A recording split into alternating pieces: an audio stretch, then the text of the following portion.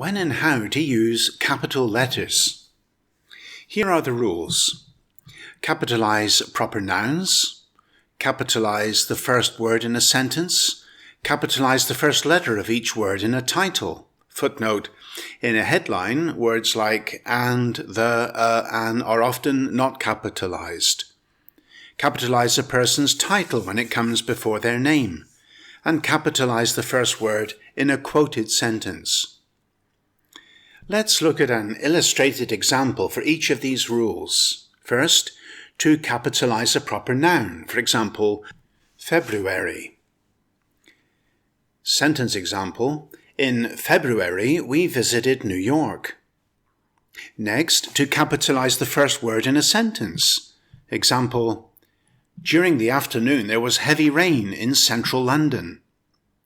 Next, to capitalize the first letter of each word in a title. This picture is entitled, "She Came In Through the Bathroom Window." Footnote: song by the Beatles, see YouTube. Next, to capitalize a person's title when it comes before their name.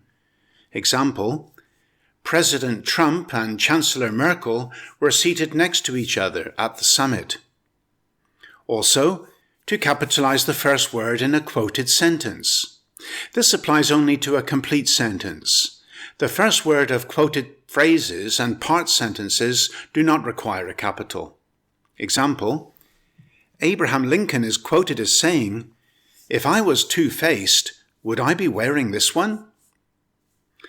So remember, capitalize proper nouns, the first word in a sentence, the first letter of each word in a title, a person's title when it comes before their name, and the first word in a quoted sentence.